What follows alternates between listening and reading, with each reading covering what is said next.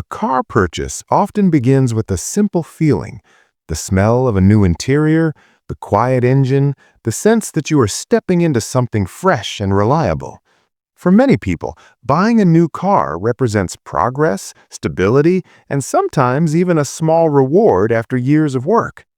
The dealership lighting, the polished showroom floors, and the careful presentation of each model all reinforce this emotional moment. It feels less like a financial transaction and more like a milestone in life.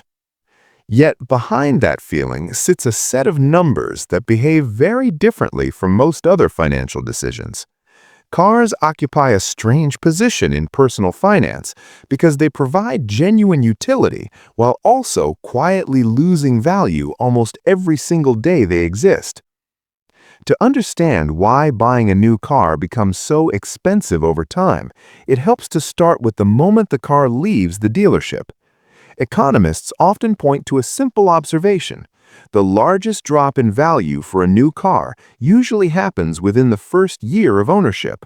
A vehicle that looked identical on the showroom floor immediately transitions from new to used the moment it is registered and driven away. Nothing about the engine has changed, nothing about the safety features has disappeared, and yet the market already assigns it a lower price. This phenomenon is known as depreciation.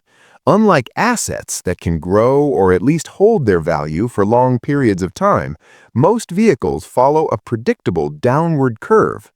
In the first few years, the decline tends to be steep. Over the following years, the curve becomes slower, but the direction remains the same. From a purely mathematical perspective, this means the owner is paying for a product that is gradually becoming less valuable every year it is owned. Imagine a car purchased for $30,000. Within the first year, the market value might fall by several $1,000s. Over 5 years, the total decline can often reach half of the original purchase price, depending on the model and market conditions. But depreciation is only the first layer of the financial system surrounding car ownership. The second layer is the financing structure that many buyers use. Because cars are expensive relative to monthly income, a large percentage of buyers rely on auto loans. Instead of paying the full cost up front, the price becomes divided into monthly payments that extend over several years. On the surface, these payments feel manageable. A dealership may present the car not as a $30,000 purchase, but as a $500 monthly payment. Psychologically, this framing shifts the focus away from the total cost and toward the immediate affordability of the payment itself. Behavioral economists have studied this effect for decades. When a large price is converted into a smaller recurring number, the brain tends to evaluate the decision differently. The purchase begins to resemble a subscription rather than a large capital expense. However, this payment structure interacts with depreciation in an interesting way. In the early years of a loan, a significant portion of each payment goes toward interest rather than the principal balance. At the same time, the car itself is losing value relatively quickly during those same years. The result is a temporary gap where the remaining loan balance can be higher than the market value of the vehicle. Financial analysts sometimes refer to this situation as negative equity. In simple terms, the owner owes more on the car than the car could realistically be sold for.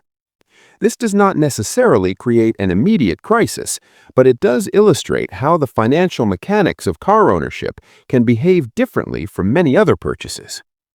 Beyond depreciation and financing, there is also the ongoing ecosystem of ownership costs. Insurance premiums tend to be higher for newer vehicles because replacement costs are larger. Maintenance expenses gradually appear as the vehicle ages. Registration fees, fuel, repairs, and occasional unexpected issues all add small layers to the total cost of ownership. Individually, each of these costs may feel routine. Collectively, they form a long chain of financial commitments attached to the original purchase decision.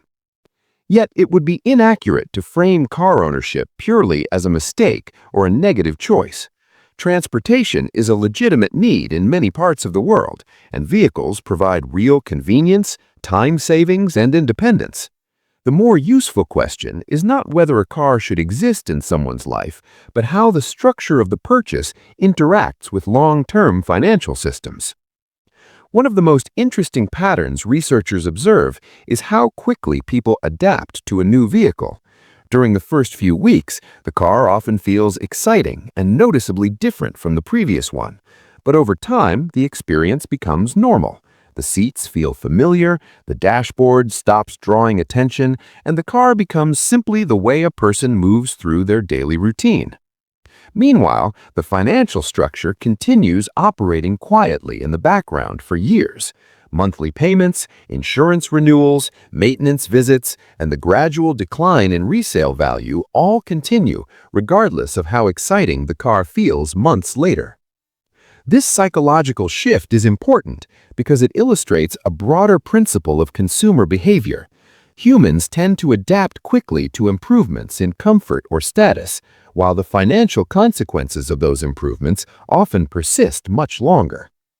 In other words, the emotional reward from the purchase is temporary, while the economic structure surrounding the purchase is long-lasting.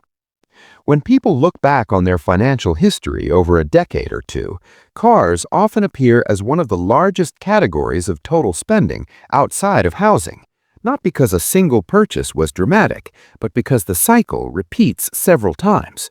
A vehicle is bought, used for a few years, replaced with another one, and the process continues. Each cycle includes depreciation, financing costs, insurance, and maintenance all over again. From a systems perspective, this repetition is what makes cars financially significant. The cost is not concentrated in a single moment, but distributed across many years of decisions. Understanding this pattern does not mean a person must avoid new cars entirely. Instead, it highlights how certain purchases operate differently from others. Some items behave more like tools that gradually wear down over time rather than assets that maintain or increase their value. Recognizing this distinction allows people to think about transportation choices with a wider lens. The question shifts from simply choosing a car to understanding how the entire ownership structure fits into a longer financial timeline. Because when viewed through that broader perspective, the true cost of a car is rarely just the number printed on the dealership window. It is the long sequence of financial mechanics that quietly unfolds over the years after the keys are handed over.